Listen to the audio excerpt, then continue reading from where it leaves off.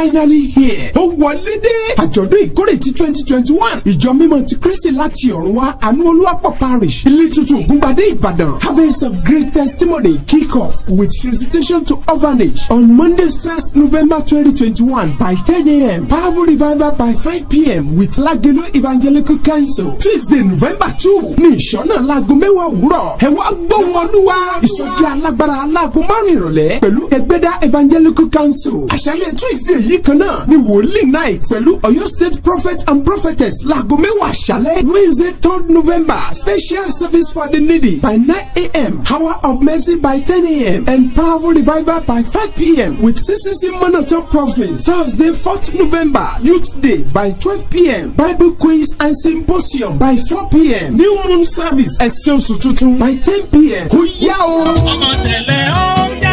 Ọmọ ṣẹlẹ̀ jẹ́ lọ. Friday November 5 ní àṣálẹ́ yìí night of great testimony. Láago mẹ́jọ àṣálẹ́ dàfẹ̀mọ́júmọ́ pẹ̀lú ẹgbẹ́ akọrin CCC Anuoluwapo Divine Children Drama Ministry, The Way of Salvation Drama Ministry, Voice of Salvation Mass Choir, Vosma Pankeke Dance Group, CCC Glorious Choir, CCC Ìbùkún Olúmọdé Choir tó ń tàwọn ìràwọ̀ lórí ẹ̀mí. Apostle Rẹ̀mí Ọlábàmíjì, Ṣẹ́gun Aṣáolú, Túndé Àpáta, Mr. Remite, Ṣẹ́gun Tókì, Lawrence T, Ṣadé Ọmọnìyí, Fẹ́mi Abel, Àdúrà Táyọ̀, Yomi Ẹ̀kọ́ Kọ́lá, Bíọ́dún Ọládùúgbò moderator, Adémọ́lá Alọ́ba Unstoppable ló máa darí ètò. Yóò lárinrin. Harvest of Great Testimony continue. Saturday 6th November 2021 Cultural Day and Love Feast by 4 p.m.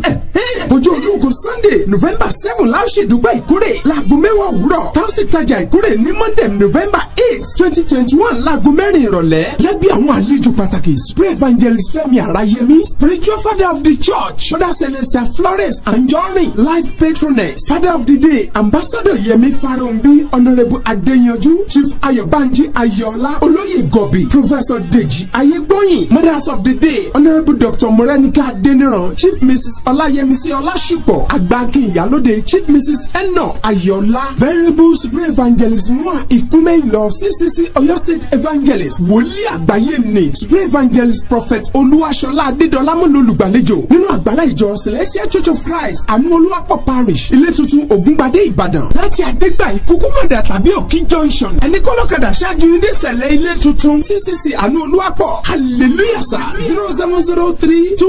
0703-227-2413. Ìgbìmọ̀ ìkórè lónìí ẹ wá kájọ ní ẹ̀rí ńlá.